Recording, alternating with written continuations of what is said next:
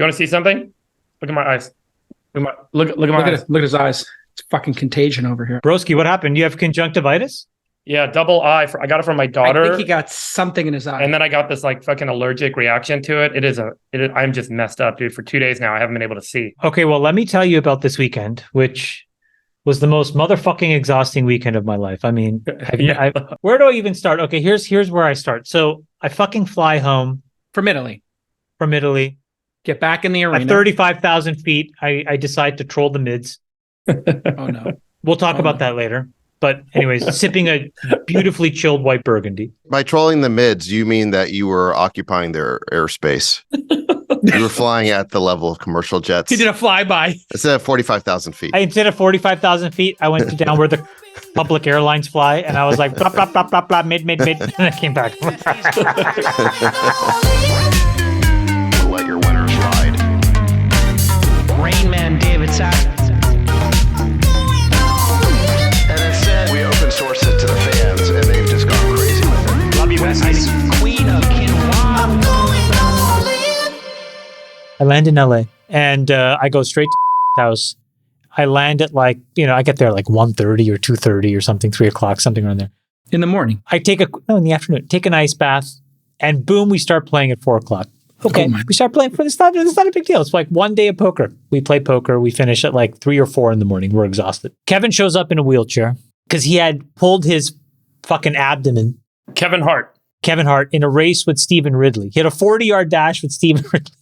He pulled all his muscles like door. I think you mean a 40-inch dash. If it was Kevin Hart, that's a 40-inch dash. Anyways, Kev pulls all these muscles. Small legs. The door in the car opens and the wheelchair comes and he wheels himself to the table.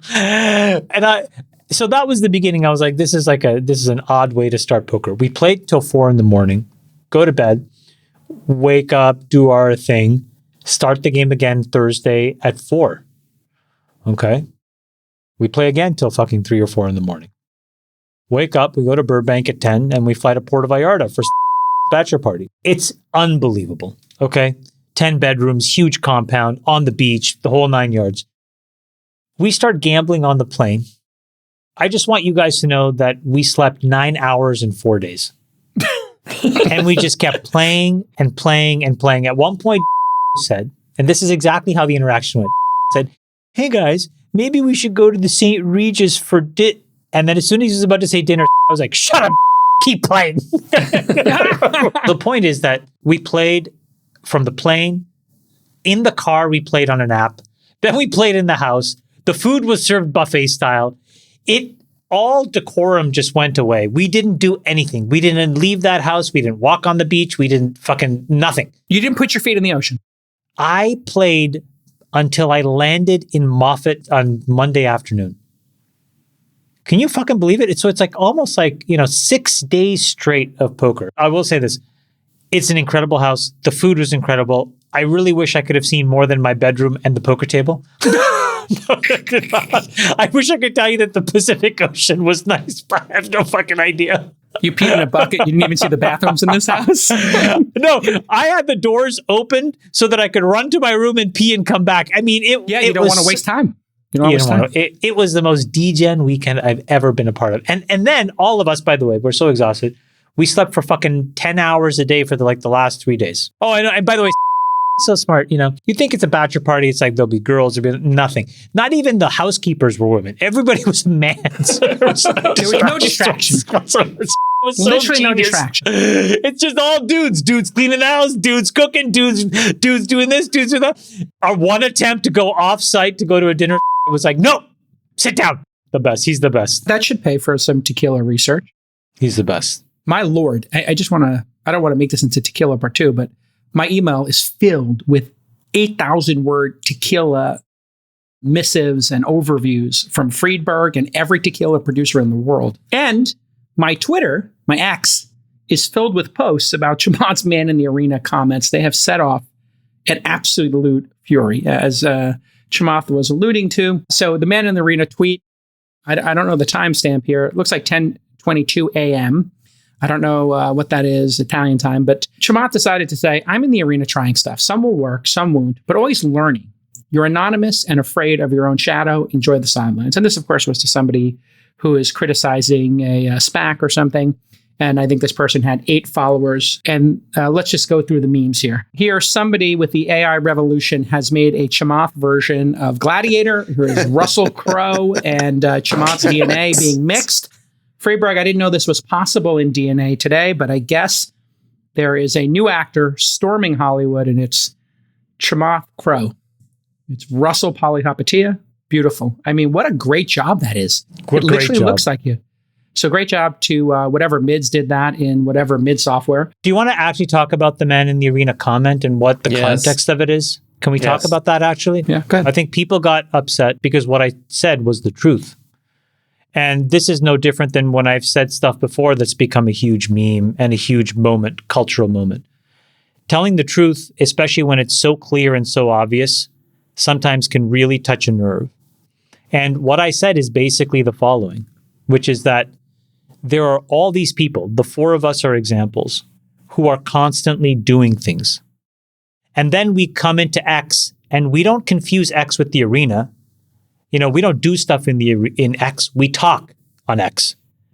But then you go back and you actually do things. You start companies, you invest in businesses, you incubate ideas, you help founders get their businesses off the ground. Those are meaningful things. And success is never guaranteed.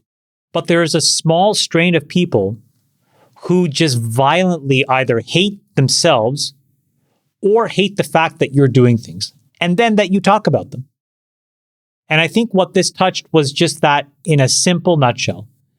It forced people to confront the fact that, hey, hold on a second. Am I this anonymous rube on the sideline that just throws shade, or am I actually doing stuff? Here, I just wanted to take an actual direct line of attack on people who are constantly blaming others for everything. And if you aren't trying and iterating, you're a fucking loser. Go out and try something. And whether it works or not, X is a great place to then go and talk about it. That's the cycle. Sachs, your thoughts on the man in the arena? Well, look, I think speaking of crazy politically motivated witch hunts, did you see this latest story today that now there's a new government investigation of Elon? They're investigating him for supposedly Tesla was going to build him a glass house, which he has basically said is ridiculous. It's not true. So the administration, you know, I guess to turn a phrase, people who live in glass houses shouldn't be investigating glass houses. You have the Biden administration now. The latest revelations is that Biden was using a pseudonym in for emails. 5,000 emails. And he was emailing Hunter Biden under the name Robert Peters. Why would you do that about Burisma? So this is how they were communicating. First, Biden said he that's knew some serious nothing CIA about level. Yeah. Well, first Biden said, remember, at yahoo.com. First Biden said, I don't know anything about my son's business. Then it turns out, based on the sworn testimony of Devin Archer, who is Hunter Biden's partner, that Biden participated in over 20 phone calls where he would call in when they were in the room with clients to, quote, be the brand.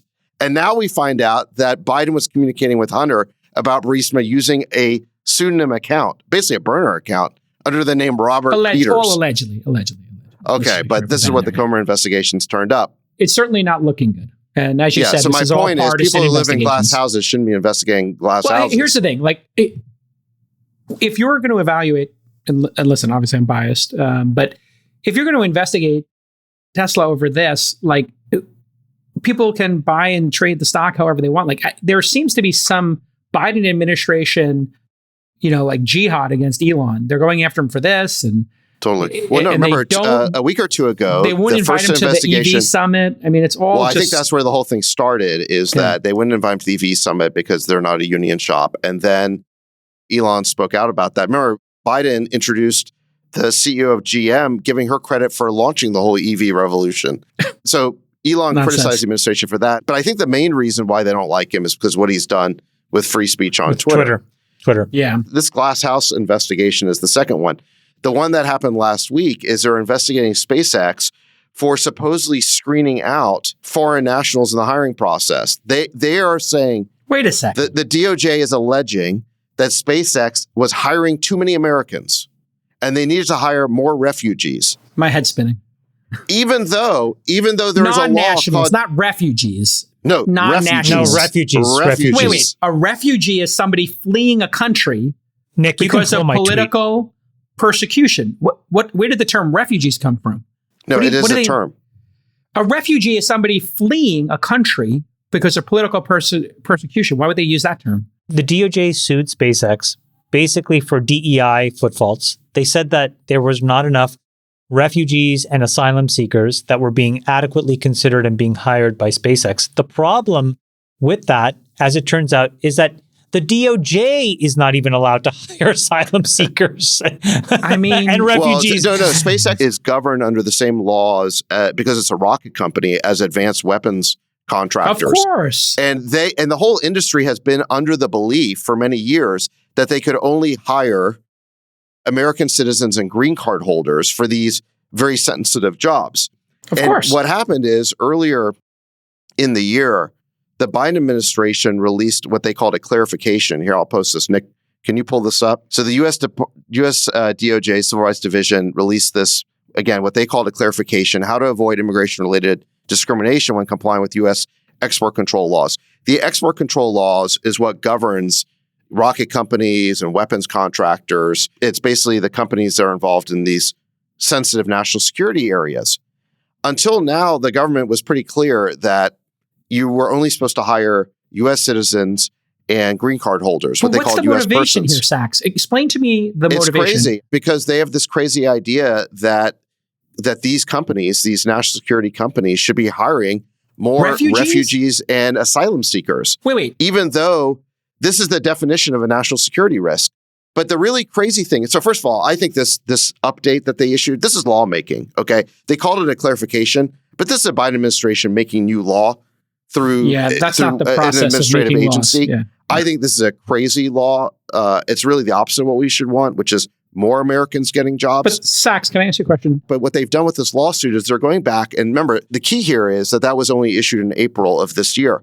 They've gone back and said that from 2008 to 2022, SpaceX is governed by this new understanding. So they're basically making it retroactive. Okay, putting aside this legalese here for a second, I just want to talk first principles. If you were a foreign government and you wanted to infiltrate some company like SpaceX or Anduril or whatever, would it not be easier to send a quote unquote refugee to America, yes, especially to get in versus flipping an American who already works there? It should be a much easier process. Especially so this makes no sense. Right, because especially since all you have to do is go to the hole in the wall in Yuma, Arizona, as RFK Jr. showed, and you just mentioned the word asylum, like the cartel has taught you to, and all of a sudden you're a refugee, you're in. They give you a piece of paper that tells you you're going to be in court in 3 years, but you're in.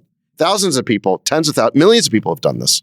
Also, another pragmatic question, Freeberg. How many people who are coming in as asylum seekers have the advanced degrees or background to work at Anduril, SpaceX? I don't know, pick an aerospace weapons-based company. Like, what percentage of refugees do you think coming across the southern border or whatever border they're coming in would actually have those qualifications? So anyway, this seems insane. Well, and so, Jake, you raised an interesting point, because I think one of the really unusual things about this DOJ lawsuit against SpaceX is that the remedies they're seeking are unprecedented. What they've said is anybody who was screened out as part of this process was entitled to back pay, lost wages, since they were screened out. So in other words, it assumes that every single one of those people would have been hired. Would have gotten the job, when in fact they probably hire 1 out of 1,000 or 1 out of 100 applicants gets hired. Right. So it's absurd. And if they could have gotten a job at SpaceX, as we all know, their bar for hiring is incredibly high, they probably didn't have damages because they could probably get jobs at 10 other companies as well.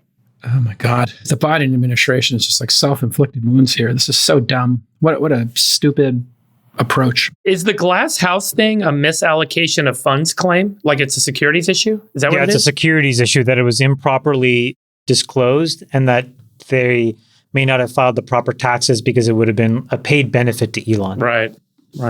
But I mean, don't you feel like this is a stretch? I mean, they are stretching every law they can to go after this guy. It's getting to be a little bit Trump-like. I hate to bring it up. Let's be clear. Here's what's happening. I think that when Elon bought Twitter, what effectively happened is the biggest PSYOPs organization for the Democratic Party was taken away from them. And I think that they are increasingly feeling like if Twitter or X becomes a town square, that's really bad for them. And so they can't shape people. They can't amplify the victimization. They can't amplify the government's going to save you narratives. And so this is the sort of death by 1,000 cuts approach that the blob has of trying to bring him down. And so you see a DOJ lawsuit over here. It's, nominal, but whatever. Then you're going to see, the SEC investigation over $50,000 of glass. I mean, the guy is worth $250 billion and we're sweating the $50,000 glass purchase. But the point is, the goal is to tie him up and to distract him and to basically take resources away, his mind share from working. Now, we all know him, so he's going to do the exact opposite. Not going to work. Not going to work. Alex Spiro is going to have a job for the rest of his life. That's his lawyer from Quinn Emanuel. And Alex is going to beat these things back. And generally, Alex will win most lawsuits. I say most. but not all. But not all. Well, let's. But anyways, the point is that Well, Chamath, I think you're exactly right about what's motivating this and what's going on. But I'll tell you when it all began is that Biden had a press conference where he said that Elon needed to be looked at. Do you remember this? Right. Yeah. And specifically, Biden said, well, I don't know that Elon's done anything wrong, but I think we need to look at his relationships with other countries. So this was the signal to all of the ambitious apparatchiks in our law enforcement agencies who are looking for advancement that he's the target. Go after him. Find something. Now, in fact, they couldn't find anything. So they look at his relation with other countries. And what you would expect is that maybe he hired some foreign nationals he shouldn't have. But it was the exact opposite. They didn't hire foreign nationals. So then they make that the crime. We'll get you on that. It reminds me of the whole Alvin Bragg thing where Alvin Bragg made that case that Trump was required by campaign finance laws to pay Stormy Daniels using donor money. But you know that if they had found that Trump paid Stormy Daniels with donations, they would have charged him with that. It's like investigating the guy, finding he did nothing wrong, and then charging him with the opposite of what you would expect. No equivalency between these and Trump's behavior, but sure. It's the weaponization of the justice system. It's show me the man and I'll show you the crime. No, incorrect with the last two. I mean, he committed a lot of crimes, but we'll leave that off the docket for now. We're going to agree to disagree on that one. Okay. Just very interesting media-related story and financial. You're giving Robert Peters too much credit. I mean, Joe Biden. Listen, Biden's got to go. Trump's got to go. We need a new platform. I have announced that I am supporting Nikki Haley and Chris Christie / Vivek. That would be my ideal ticket right now. I want the only person, Freeberg, who brought up spending in either party, Nikki Haley. All right, let's just agree to disagree on it, Jake. I'll move on. Let's not get distracted. But I just want to also say, we were wondering who won the debate last week. Biggest increase, Nikki Haley.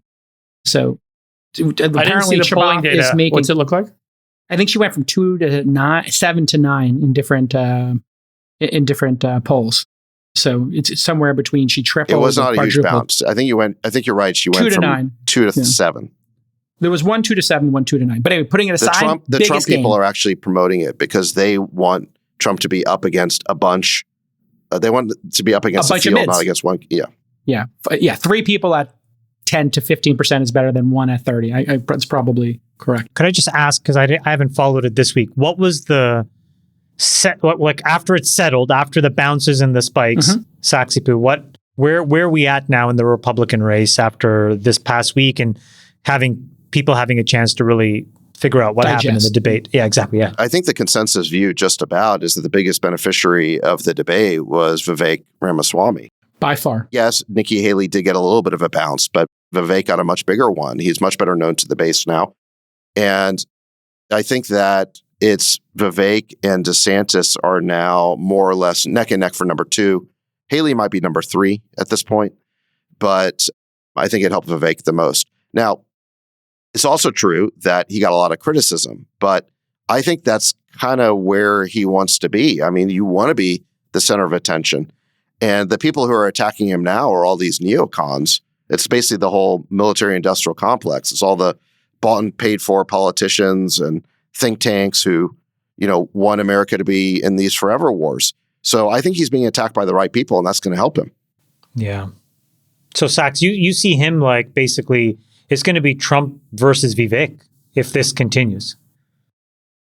Well, it's hard to say. I mean, I think DeSantis is still in the mix. I think it's noteworthy that the top three candidates all have expressed significant either misgivings or opposition to our involvement in Ukraine.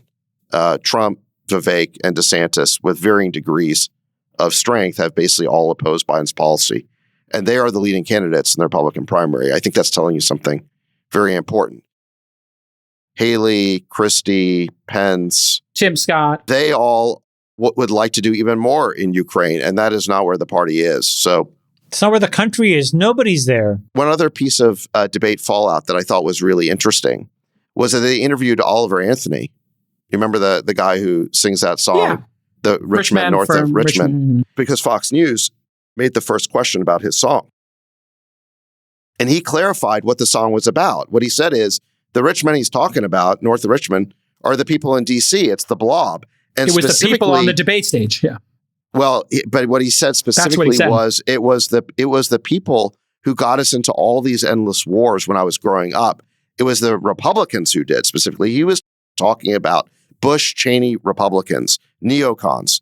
He made that explicit and clear. I'm singing more about like a lot of the older super conservative politicians that brought us into endless war through my entire childhood.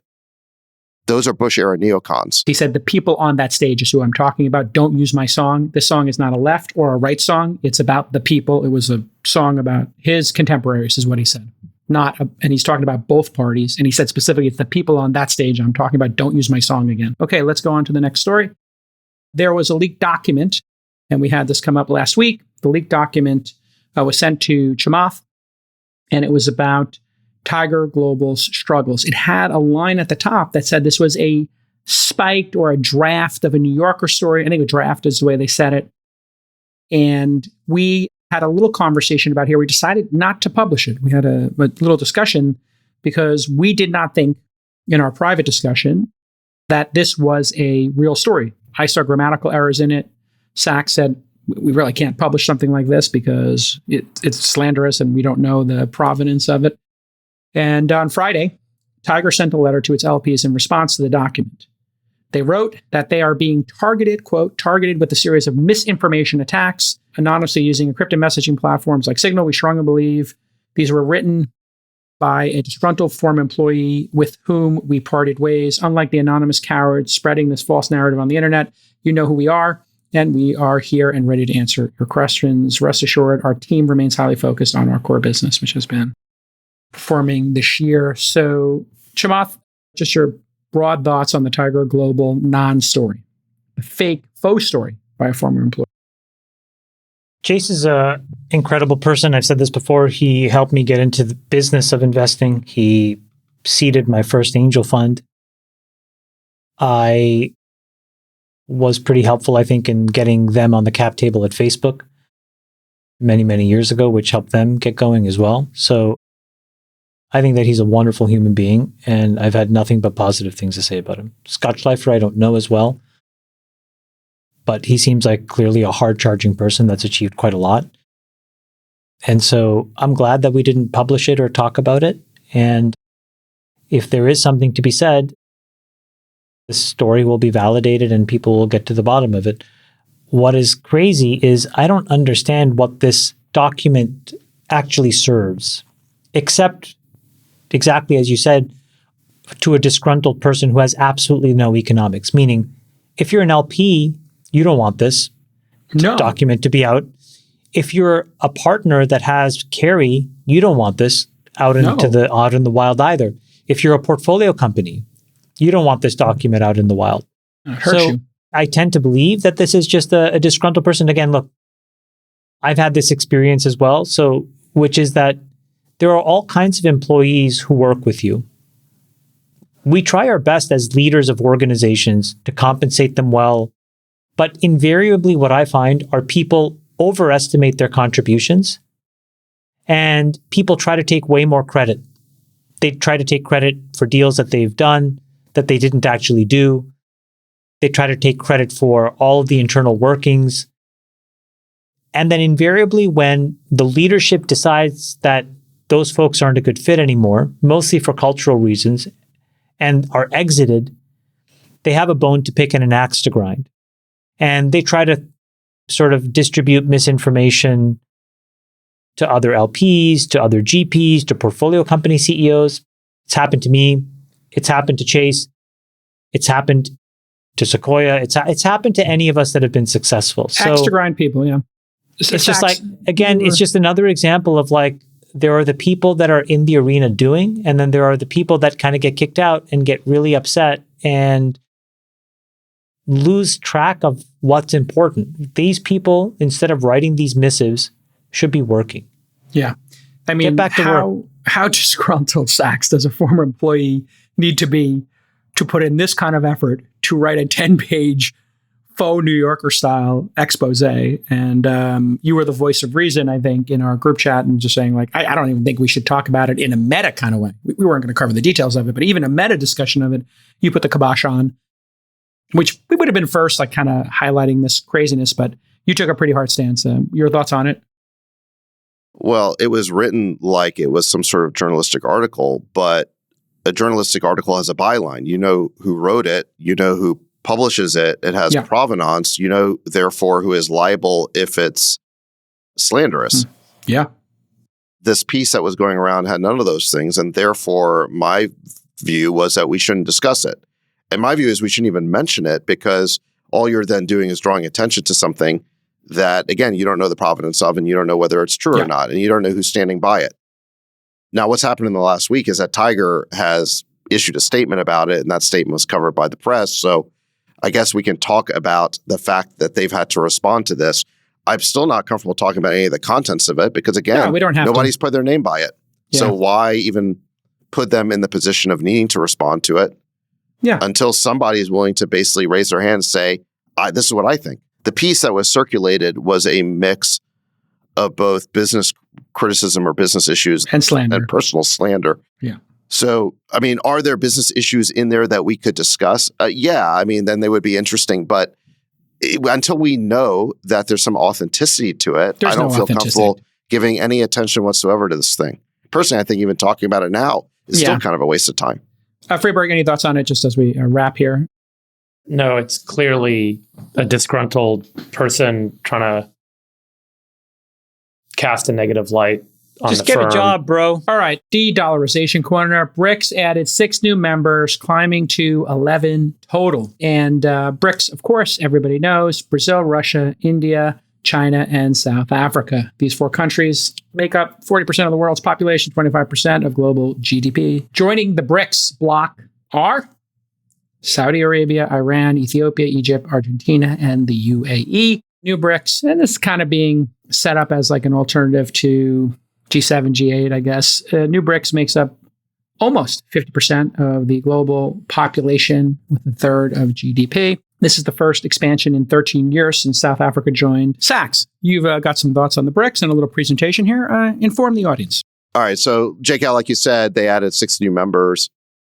Argentina, Egypt, Ethiopia, Iran, Saudi Arabia, and UAE. This is on top of the original 5 members. Now, you've described this group of countries as mid. I don't know what metric you're using to make that determination. If you look at share of global GDP in purchasing power parity terms, and we can debate whether that's the right method or not, but a lot of economists believe that PPP is the right way to look at it. The original BRICS were 32% of global GDP. The new BRICS bring it to 37%. And there's a couple dozen more countries that have expressed an interest in joining BRICS, which would bring it to 45. The G7 is only 30%.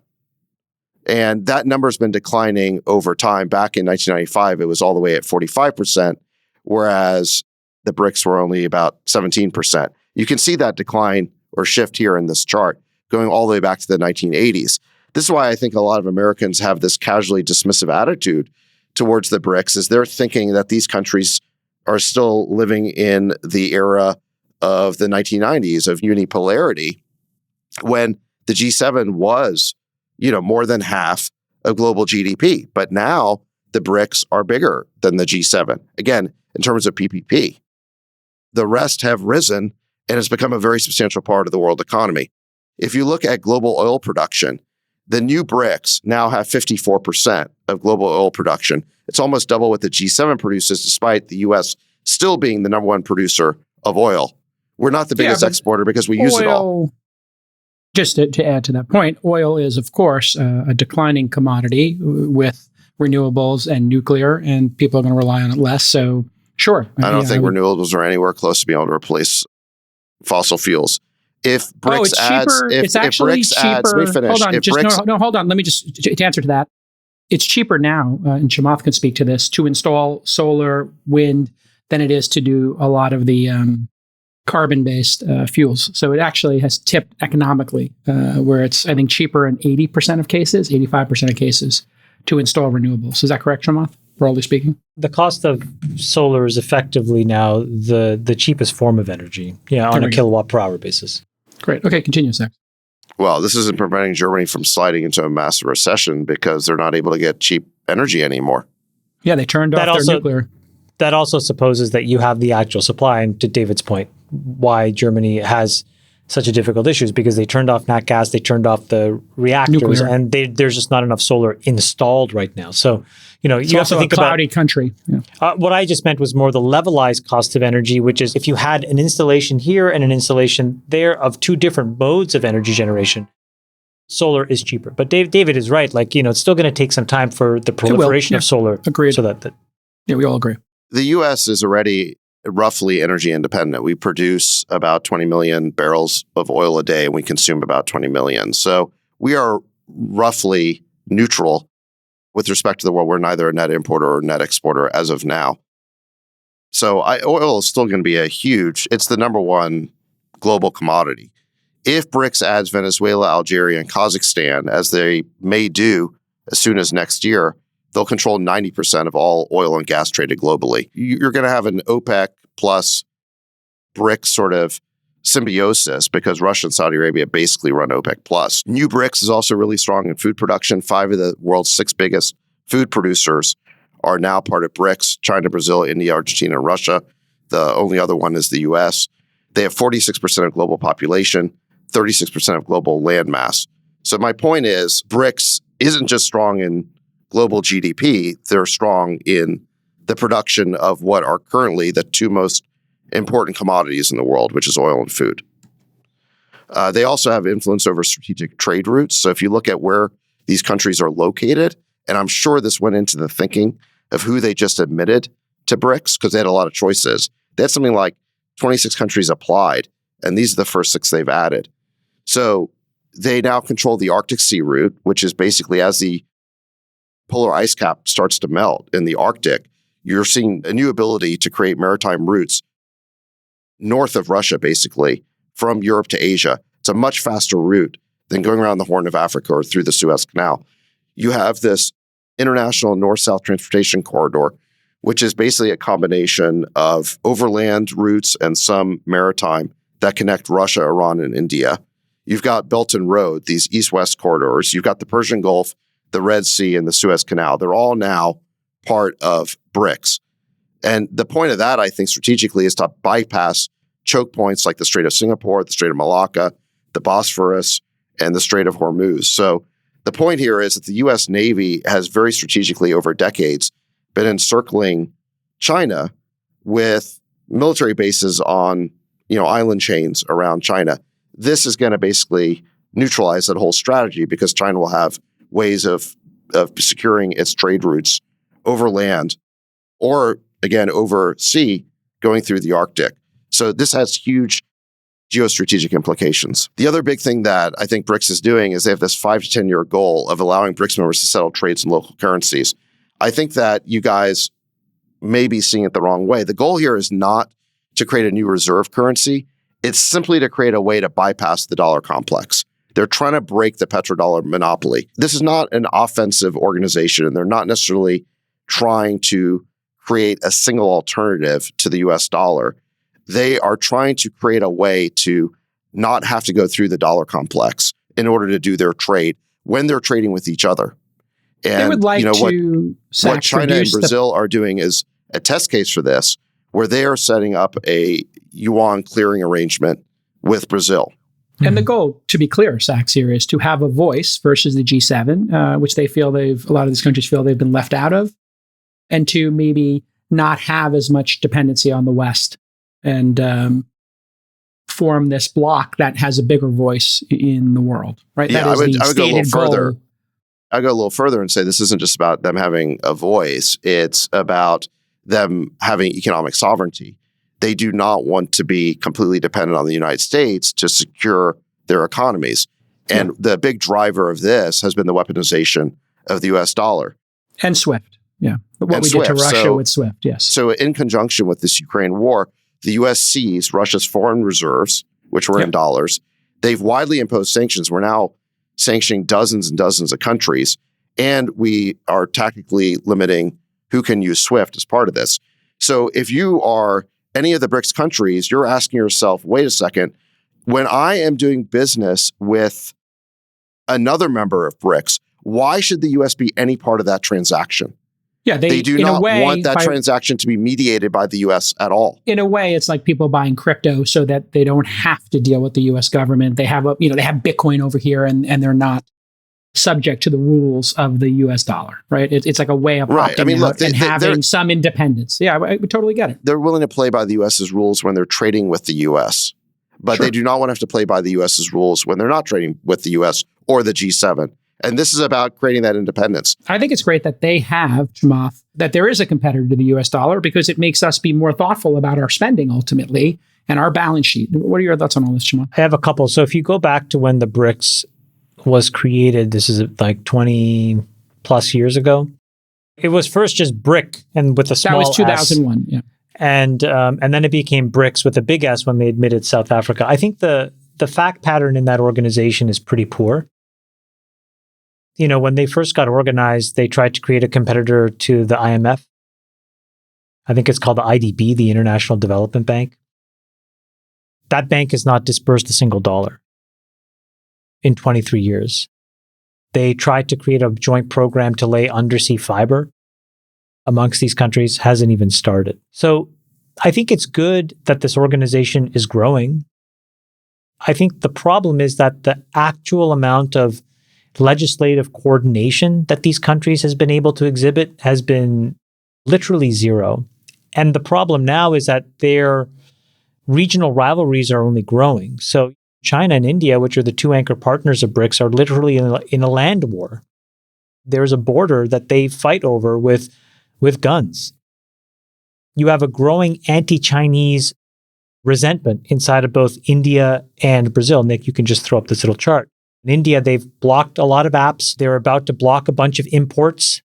But India sees China as an existential threat. The Brazilian population, this is just a poll that The Economist put in. There's just a lot of anti-Chinese sentiment. So it's very hard to see folks that are such polar enemies actually working together, even if they're part of an organization. So I think that the odds of legislative coordination in the future are probably less than what they were even 10 years ago. So I expect even less, and it's hard to expect even less when nothing has been done. And then the second is I just look at the data, and if you look at SWIFT in July, the SWIFT volumes on US dollars was the largest ever. And so it's kind of one of these weird things where I think that it's good that organization exists. Don't get me wrong, because I do think that if they could, the other thing that I'll say about the BRICS, which is kind of odd, is that unlike the G7 and unlike NATO, where you have democratic ideals that underpin the organizational framework, here it doesn't, because you have China, Russia, Iran, which are total polar opposites to Brazil and India in terms of democratic governance. And I don't know enough about Ethiopia or Egypt to say anything. So if they're challenged states at a minimum. Well, no, I'm just saying they're not democratic. The way NATO and the G7 are all democratically elected countries. It's a very good point. They don't share the same operating system. The authoritarians and democratic nations put together. So then the last thing is, could you see a currency framework to compete against the US dollar? And I think the practical complexity is, if you take all of these other issues, land wars and import controls and growing Chinese resentment, and now try to boil that into an exchange rate mechanism where the renminbi and the rupee and the real can be interchangeable, I think it's very difficult to see, because if you look at the last time that happened, the franc, the lira, the pound, sterling, the Deutschmark, that was possible because all of those other factors were not on the table. They were not fighting with each other. There wasn't this anti-resentment in one country to another country. They roughly held the same democratic ideals. So I think my comment is, I think it's good that BRICS is growing. I think that if they can get some legislative or policy coordination wins, it'll be great. The track record is literally zero. And the setup doesn't, to me, mean much yet, but hopefully that something happens. Who knows? Friedberg, your thoughts? I think the arguments about the pragmatism of non-dollar denominated trade and the progress that's been realized or can be projected to be realized from current policy can be debated. What I think is most important is the signal that's being given, which is that there is a desire by a larger percentage of global GDP than is represented by the G7 to de-dollarize. And so while these intentions may be difficult to translate into policy in the near term, that signal says a lot about the influence and perhaps the policy of the US in addressing and dealing with a lot of these countries and global economic actors. But I don't think they want to de-dollarize. That's not part of their... They want to increase trade as the stated mission, and they want to collaborate on trade. That is Friedberg, the stated mission. Do you think the stated mission is de-dollarization, or do you think the implicit outcome is de-dollarization? No, the local currency support initiatives are implicit de-dollarization. I don't hear anyone saying we got to destroy the dollar, because they're all very important trade partners. Most of those countries are very important trade partners with the US and very dependent on trade with the US. It seems less that it's about, hey, we've got to hurt the US, and it's more about we have to be independent from the US.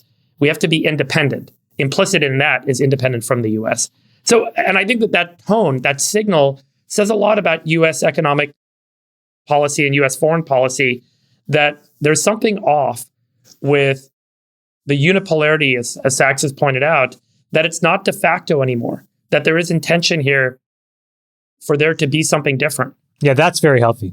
That's very, very healthy. And I think that opens up avenues and paths that we're not thinking about today. Yeah, I agree that all of a sudden we'll wake up and we'll be like, whoops. And we need to be thoughtful about that. I think that's the most powerful part of Sachs's commentary, is that it's a very firm establishment, even of the non-unipolarity of the world. But the thing that the BRICS have to do is, I would just encourage them, book a quick win. There has to be some policy coordination that they could do to prove that there's something there that's more than just a get-together once a year. And that's been missing for 22 years so far. And that would have a really important, I think, effect. Yeah, I agree with you, David. I think that's the litmus test. That hasn't happened yet. Let me partially agree with that and then partially respond to what you were saying before, Chamath. So it's true that BRICS does not have an impressive record of accomplishment to date. That's simply true. However, recent events, I think, have provided the motivation for this group of countries to now try and get something done.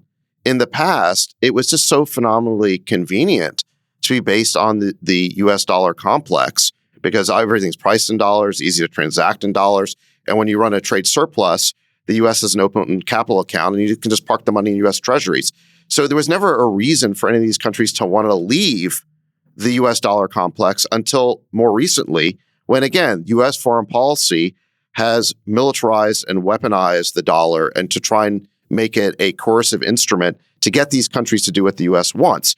And all those countries now are bristling at that, and they want to maintain their sovereignty. And so now they have tremendous motivation to get this done. Now, the thing they've already agreed to and done as part of BRICS is that when you join BRICS, you agree not to sanction any other member of BRICS. That is a meaningful commitment. And obviously, it has a lot to do with this Ukraine war and the fact the U.S. has been demanding that the whole world sanction Russia. And most of the world has not been sanctioning Russia. And that's why the sanctions have not been effective, is the U.S. has not been able to get that done. The U.S. will not be able to get it done in the future with respect to at least the countries who are members of BRICS with regard to their trade with each other. And as we saw in the percentage of world GDP, BRICS very rapidly, once they add a few more members, are going to be at about 50% of world GDP. So the U.S. is only going to be able to influence, call it roughly that half, a global GDP, where the U.S. or the G7 is a major trading partner. Now, what BRICS will be lacking is the way on a technical level to bring about the sovereignty they want. So they need to have a way to settle and clear transactions, and they need to have a place to park the surplus that's created for net exporters.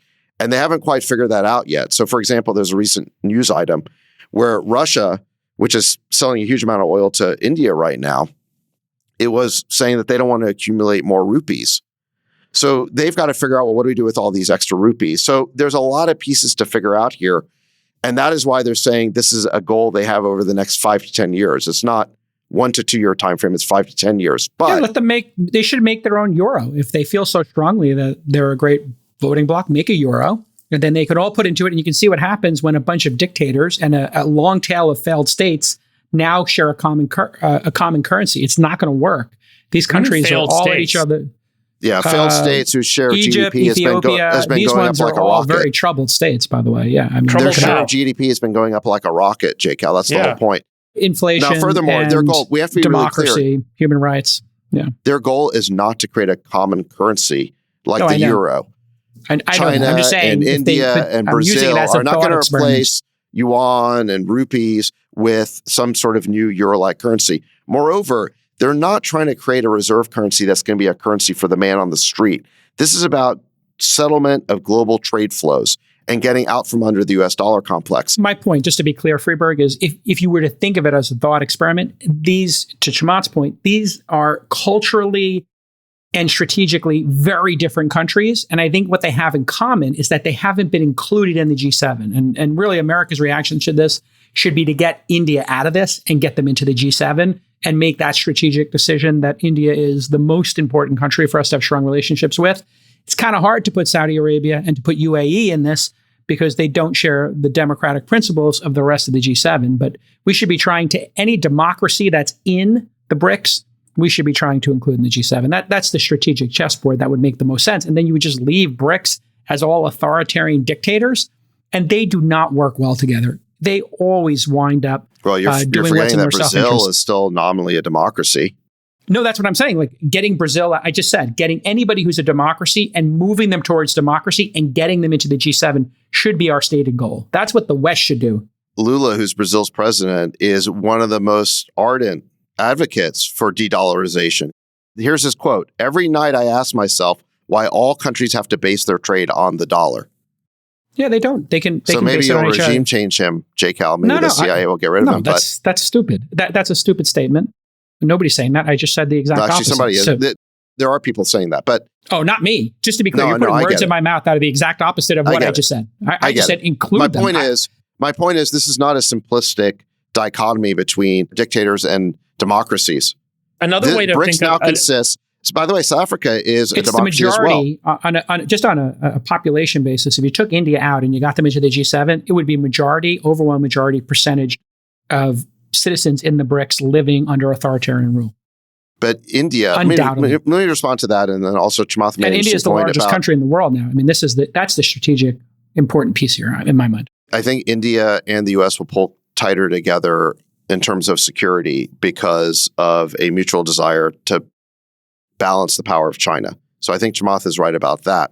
However, India also has a very strong anti-colonial impetus to their politics, and especially their foreign policy. They do not like being told what to do by the West and the United States.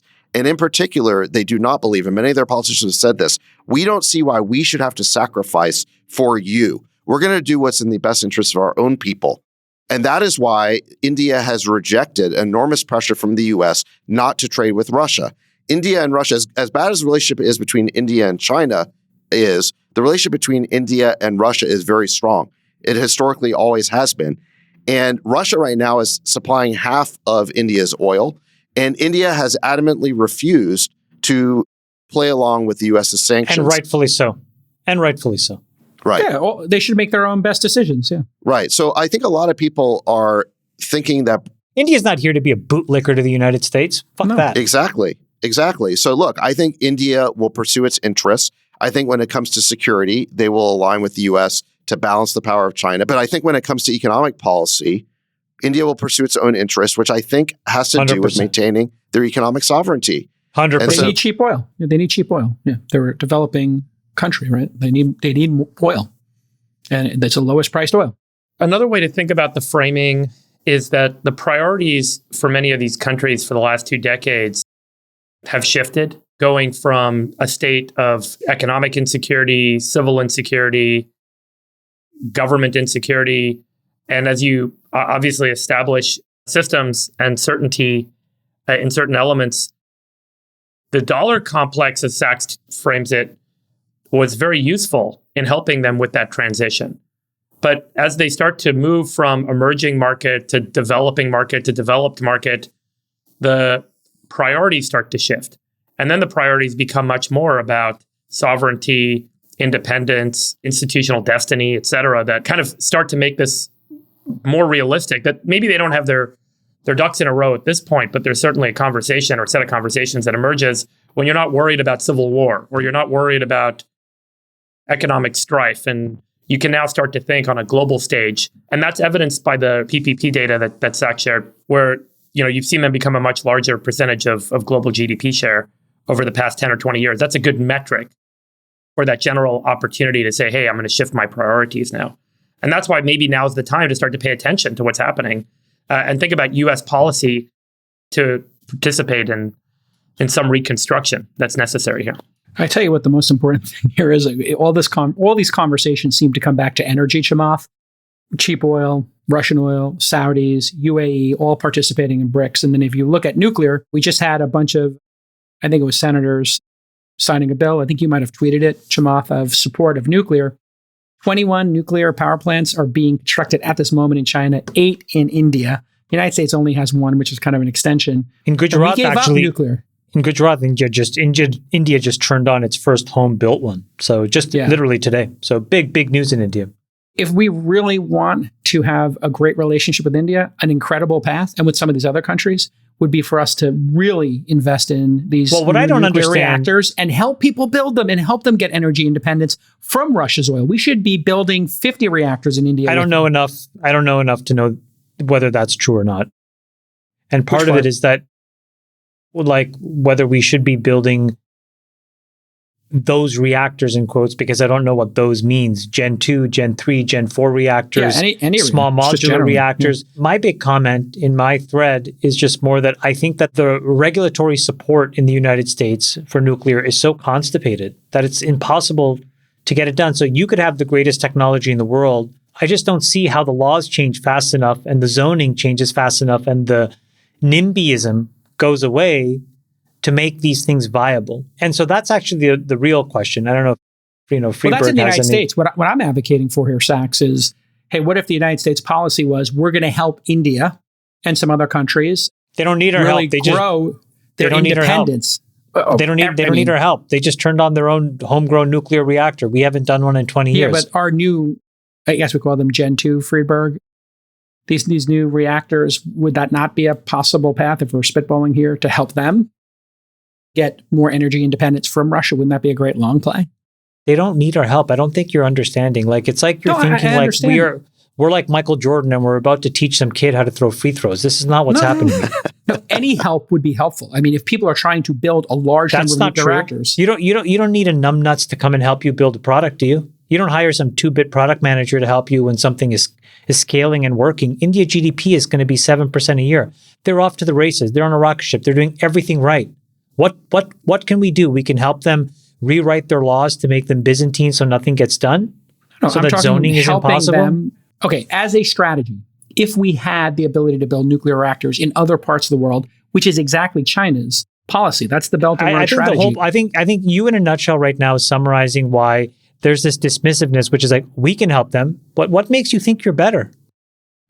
China has taken the same approach. I'm saying copy China's strategy, which has been to go to other countries. Listen, India might need less help. Other countries might need more. But we have this capacity. So what if we... What capacity do we have? We don't have any demonstrated capacity in nuclear. We have plenty of companies building these new nuclear reactors. Freeburg. None of them work. None of them work. What are you talking about? What do you mean none of them work? None of them work. Okay. None of them work. When you talk to politicians from a lot of these countries, what you describe as Americans coming in and helping, they describe as exploitation. That's exactly China's strategy. Or neo-imperialism. Yes, they call it neo-imperialism or neo-colonialism. I'm looking at it as collaborating on energy independence, broadly speaking. So you're being too dismissive of my concept. I'm asking you to think of what is a strategy. Do you want the Zimbabweans to fly in and mutually collaborate with you to build something in America? Would you be open to that? Instead of trying to make jokes about me, I'm proposing a strategy. I'm not making a joke. I'm just saying you're making it to a joke. I have a very viable strategy here, which is to look at what China's doing. And what China's doing in the Belt and Road strategy, which we've talked about here on this program, is trying to help other countries get more energy. How could we do that? I'll tell you, listen to what Larry Summers said. Remember, he said that when China goes abroad, they give money for infrastructure, bridges and hospitals. Yes. When the U.S. goes abroad, we give a lecture. Which is exactly, if you want to accomplish what you're talking about, doing, yes. Stop this explosion of sanctions. We're now sanctioning dozens of countries. Stop weaponizing the dollar. Stop militarizing the dollar. Stop seizing other countries' reserves without any due process of law. You're talking about Russia right now? They're entitled to due process of law just like any other country. The country that invade their neighbor? So you just get to steal their reserves? Oh, I think it's a pretty great idea. I thought we're a rules-based order. Oh, I think economic sanctions are much better than, starting a war. Yeah, I think economic sanctions are a great strategy. We're talking about the seizing of another country's foreign reserves, which is what the U.S. did. I would say that's an extreme thing to do, except in the case where people are invading other free countries, and then it's so what you're doing a great right now, choice. Yeah, this is the way that the administration reacted. What you're doing right now is making up the rules. That's what the rules-based order means to these countries, is that Americans will make up the rules. 2 years ago, foreign reserves were something that was not part of American foreign policy. They were your reserves. Then this Ukraine war happens. Biden says, those are ill-gotten gains. Seize them. Those are the new rules. In other words, the rules-based international order is whatever Americans say it is. And then you run around saying, no. I think the entire West, the entire West made this decision together to sanction Russia. It wasn't just the U.S. You're mischaracterizing that. And you know what? If Hitler was invading other countries or Putin or any dictator, I do think it's fair game to seize their resources. The rest of the world does not buy into this narrative. 70% of the world does not buy into this narrative. They understand that the U.S. courted this war. Countries. And those are majority dictator countries. 70% of the world's population does not believe this narrative about the Ukraine war. They understand that the U.S. is at least equally responsible for this war. Laughable to say the U.S. is equally responsible. You don't believe that, but that's what the rest of the world believes. Country. That is, you are a spokesperson for Putin if you believe that the U.S. is 50% responsible. Okay, you know what? You can quote any polling you want. The U.S. is not 50. Believe this. The U.S. is not 50% responsible for Putin invading Ukraine. That is laughable and disgusting. Every country that you actually believe the U.S. is 50% responsible for Putin invading Ukraine. Unbelievable. It's not about what I believe. It's about what the world thinks. I'm asking you what you believed. You said it. So do you believe 50%? We're 50% responsible for Putin invading Ukraine? That's insane. I don't know what percentages I would ascribe, but I believe this war pick a percentage. You had no problem saying 50%. Can I finish my point? Go ahead. The way you're acting right now is exactly why all these countries want to create BRICS. They don't want to be subjected to this virtue signaling foreign policy by the United States. We've discussed the ways many times the U.S. could have avoided this war. It didn't. Yeah, respectfully disagree. Putin's responsible for the war. 100%. This is why India does not want to be subject to the whims of people like you. No, you don't have to say people like me. I think the West made the decision that we needed to take action against the U.S. Russia made the decision. And listen, the West is we don't get to make decisions for the UK and France and Germany. We don't get to make their decisions. Respectfully, they make their own decisions. That's not really true. Okay. The U.S. runs. I think hold on a they second. think they're Can I sovereign explain countries. to you? The U.S. runs NATO because we pay for it. All these countries go along with the U.S. because they like the defense and security that we the All right, U.S. listen, calls the I shots, don't think the audience and wants to within hear the this, so U.S., let's the move on Biden to another administration story. calls the shots. So basically, a handful of people in the Biden administration, Biden, Newland, Blinken, Sullivan, that's who makes the policy. I do not And think the rest of the Biden world does gets not want to be choose- subject to their whims. I respectfully, I don't think Biden gets to choose what Germany and France and the UK do. Oh, I think Olaf Scholz is eventually going to be voted out, and I think Macron's they make eventually their going to be own- voted out I think because they their make their people own are waking up. But absolutely, they are the lapdogs of the United States. We would like to go on to any other topics. I want to talk about the summit next week. I'm really excited. Sure. Great. We're coming in hot to the summit. Kicks off next Sunday. Really excited for everyone that's going to join us. Obviously, we'll be putting out videos of the content as quickly as we can. JCal has, I don't know, Sachs and Chamath, if you guys are aware, but he is in charge of the parties. And he has gonna be hell of a gone parties. well beyond budget on these parties. not They're going to be outlandish. They're going to be great. out of control. Show the three posters. Let me show you pull the the three posters. posters The up real quick. posters explain everything.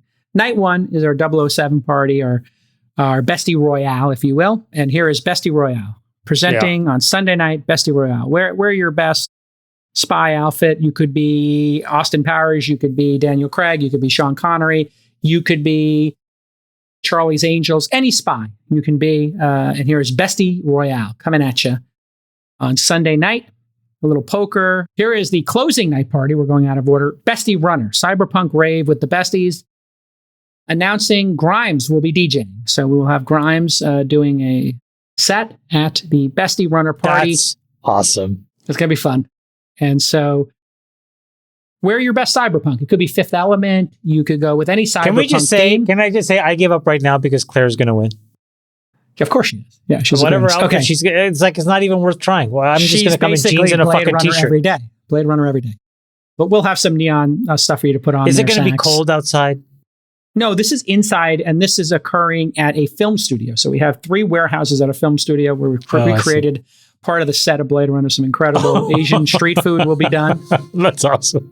It's going to be great. And then Monday night is going to be absolutely blow the doors at it. Fast Times at Barbie High. And here we are. Wear your best Spicoli outfit, your best surfer outfit of any kind, or Sorry, will this be outside?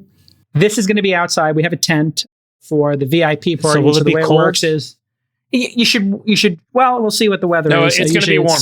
It's going to be warm. So you can wear your bathing suit if you want. Just wear a trench coat over it. Chamath, if you're going to do a thirst trap live and in person.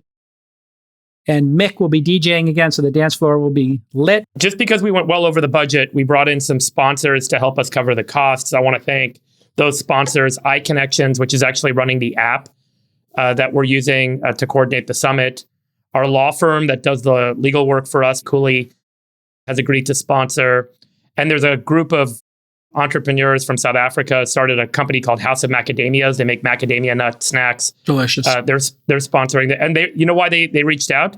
Because Chamath and I eat salt and vinegar pistachio. So they made a salt and vinegar macadamia bag in our Oh, I honor. love it. Oh, I right. love Piss and vinegar, like this episode. And then we've got a group called Pavis, which makes mineral-based sunscreen. And obviously they heard us talking about sunscreen, so they reached out. And Brewbird, which makes a coffee brewing device, came in and wanted to be a sponsor. So a lot of the sponsors came to us, having heard about us talking about something on the show. And it was very helpful in helping us cover the cost of the event. So I want to say thank you to all of them. Thank you, guys. Thank you to all of your Thanks, sponsors. partners. Thank Thanks, you very partners. much. That was very kind of him. Yeah. And then we're doing a high and low thing at. We have incredible food trucks where we've elevated the food to like a higher level. And so we want to pair these food trucks with some nice wines. And so they sent you a list of all the different foods. And then Bo is doing the steak at the first night. Roku Sushi, a really great sushi place in LA, is doing the sushi the first night. So we got some really great vendors. And all the Asian street food in the Blade Runner party is going to be great. So Asian the last night, steak and sushi the first night, and then these elevated food trucks So the middle night. when is my year to do this? You're 20 is it I'm year 2025? 3, you're 4. Yeah, I'm 24, you're 25. I'm just going to tell you in advance that I'm taking full, complete control. Do All it. you will have to do is show up. I don't want any Please. intervention. I don't need to be moved, please. After this year and last year, please leave me out of it. Great. I'm taking the Sachs approach. I'm showing up. Where are you going to do it, Jason? I have 3 Where's ideas. the biggest grift? Brooklyn? Exactly. Tokyo? Well, I'll take you through it. Brooklyn, my hometown, is one. So that's in my mind. My Tokyo, favorite bro. city is Tokyo. You know, I love going to Japan. So that's in my short list. And then on the grift side, UAE might be great. I have some partners there. And so that could be amazing to do it in Dubai as a, Dubai would be nuts. Dubai would be kind of crazy. My friend Andrew Sassoon is in charge of opening, I think it's the Winds Casino there, or is he in charge of all the entertainment and nightlife? That would be incredible. Sassoon can light it up in Dubai. Well, see, I also took Europe off the table because I had the sense that Chamath might pick well, no, I'm a certain 50-50. city I in may, Italy. I may go to Oman. But I'm going to go to do a destination thing, which is going to be, Yeah, I had a everybody feeling will you'd do stay in the this same thing. place. It'll be a much smaller number of people, and it'll be end-to-end curated. And 750, 500 people. there'll be clothes, there'll be everything. Okay. 4, the Sultan of Science with his sunglasses on, the dictator, and the architect. We'll see you all next time on All In Podcast. Bye-bye. We'll let your winners ride. Rain Man David Sack. And instead, we open source it to the fans, and they've just gone crazy with it. Love you, besties. Queen of Quinoa.